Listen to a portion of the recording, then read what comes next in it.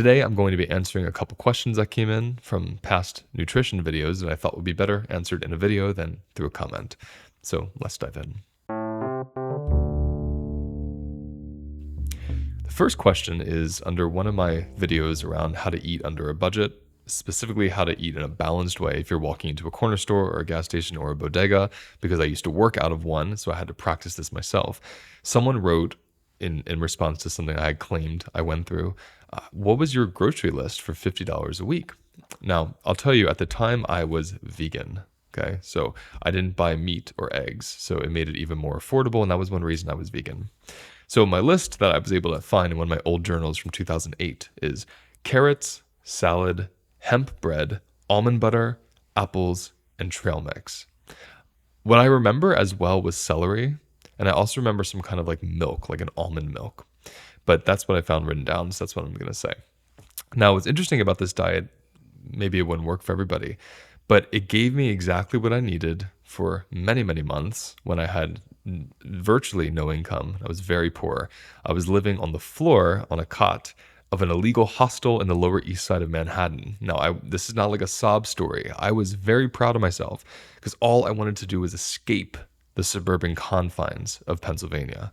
And so living in New York City, even in a broken down illegal hostel, felt like the highest level of success I could achieve. So I was very proud and happy with myself.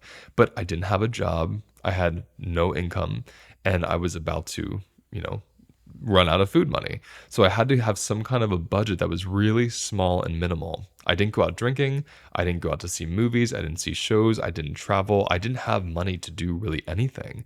I would walk around the city. I would write poetry. I would hang out with the most brilliant people ever. I had this big ceramic orange mug that I would go to this East 9th Street cafe called Mud. It's still there. And they would give me free refills all day. So I had free coffee. My mother bought me cigarettes and would ship them to me, which is a whole other story and was really fantastic. And so I had cigarettes, I had coffee, and I had a couple $100 a month to budget on food. So that's what I ended up coming up with. Now, why? Well, the carrots are loaded in beta carotene, which are actually a blood cleanser. Really, really great at repairing the epithelial cells, so the lining from the mouth all the way down to the anus, the whole digestive system, the stomach, the intestines. Really, really good for the skin and great for the eyes. So I wanted the carrots. The salad was for living greens, fiber, living chlorophyll. Chlorophyll is what makes a green vegetable or plant green. And chlorophyll is an amazing blood cleanser, and especially when you're vegan, it helps you boost your iron content. So I wanted that extra plant living raw greenness. That's why I had salads. Hemp bread. I can't remember the company. It was so long ago. But there was a company, and they still might exist, that made a loaf of bread. It was in the freezer section in a lot of health food stores. It was called hemp bread. And it was just a really thick, rich, multi-grain loaf of bread that had a lot of hemp flour and hemp seeds added to it. So this gave me this incredible dose of, first of all, amino acids, because hemp is a complete protein. It has all essential amino acids, and a lot of omega-3. So anti-inflammatory, really good for my brain, really good for my eyes, really good for my cells. This was especially important because I wasn't eating animal protein at the time, so I wasn't getting any animal fat. So this is a good source of plant fat for me, and I ate it every day, usually 2 slices a day, with freshly ground almond butter on top of it. It was such a treat. It would take me a long time to eat because it was very thick and rich and dry, but it would fill me up and it would do the trick. It also gave me a lot of fiber. The apple, just because apples are delicious, they're full of nutrients. And I had learned a while ago that the seeds, when you eat them, they have a taste kind of like almonds or marzipan. And that flavor you taste when you eat the apple seed is actually a compound known as B17. It's an anti-cancer nutrient that helps prevent the spreading, or let's say development, of a cancer cell. There's a lot of controversial but powerful research on this. You can look up Laetrile, Laetrile. You can also look up amygdalin, Amygdalin, or vitamin B17. The research is pretty phenomenal.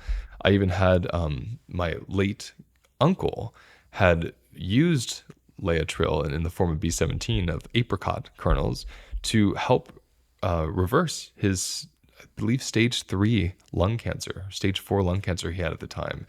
It ended up coming back and taking his life because he continued to smoke.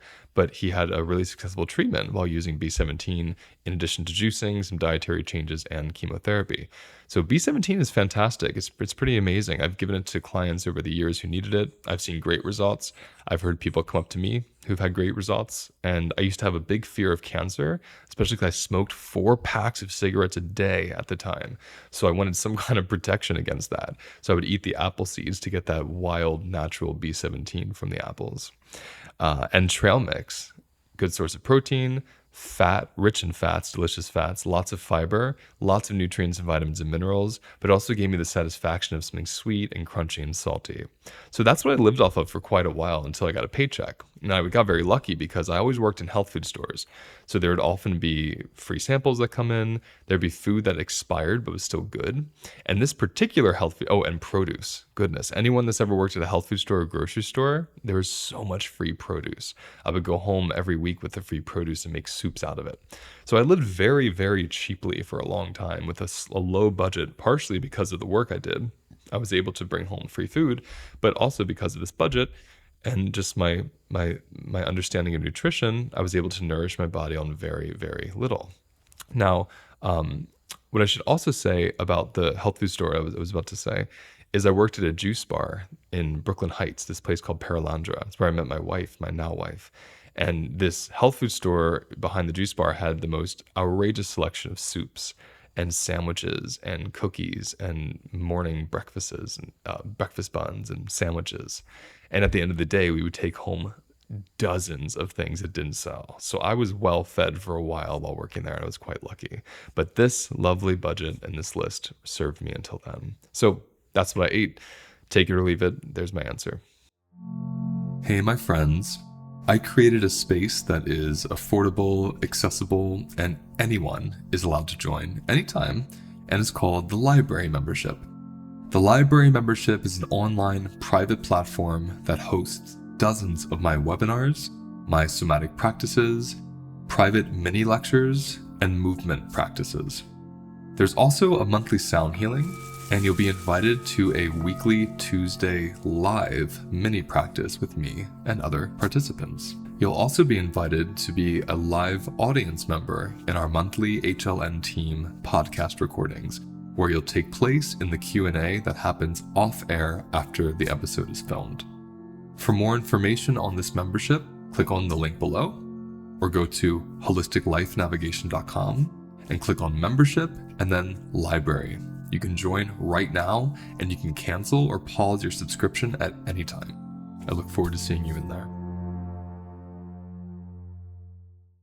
So the next question is in response to my podcast episode, which you can also watch on YouTube. It's episode 196. It's called Nutritionist Explains Why He Is No Longer Vegan. This is probably a video I should be doing anyway at some point, but I'm just going to answer the question now.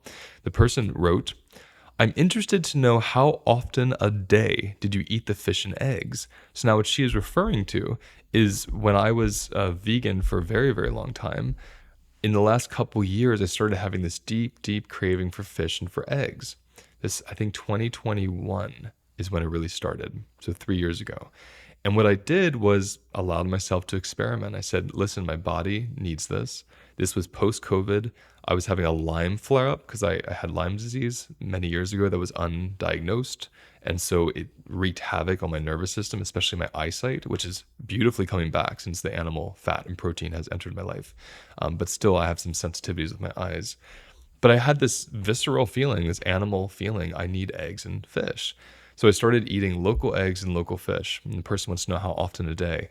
I literally ate what my body needed. So I would have 2 eggs, let's say in the morning, and I would have maybe this big of a piece, like the size of my palm without my fingers, of local trout, local smoked trout.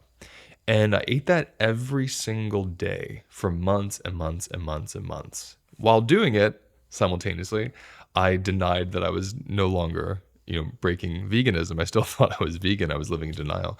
And then I realized I'm not vegan anymore. I want to be vegan. My body doesn't. And I really believe in listening to the body and letting the body show us what it needs nutritionally. And after trying for years and being a nutritionist that really specialized in plant-based diets, I knew all the ways around not getting animal protein or animal fat, but still getting it from supplements or plant foods that would supply what my body needed, even in the absence of animal products. Nothing would do. My body wanted the real thing, and I wanted the local thing. There's something about eating the animal products that lived in the same latitude of light and under the same sun and air and on the same mountain. Something about that really served my body and still is serving my body. And that became a bridge. After about a year or 2 years of that, then I started moving into, a little bit of local raw cheese, small amounts. Then I started moving into some chicken, some local grass-fed beef. And now I'm an omnivore. If it's a high quality animal protein, and it's especially if it's local and grass-fed, it's something I will include in my daily eating regimen because it gives me such a bioavailable hit of nutrients that I think my body stopped being able to convert when I was vegan. When you eat a vegan diet, your body, many of our bodies are able to convert all the plant foods we're eating into certain nutrients that this animal body needs. And I do believe for some people, for whatever reason, that conversion process stops happening, or let's say gets less efficient. And for me, that was definitely true because I thrived on a vegan diet for many years, and then I didn't. And the moment I started eating animal proteins and animal fats, wow, I felt a shift. A major clarity in my mind, much better energy levels, better blood sugar levels, and in general, better physical and mental health.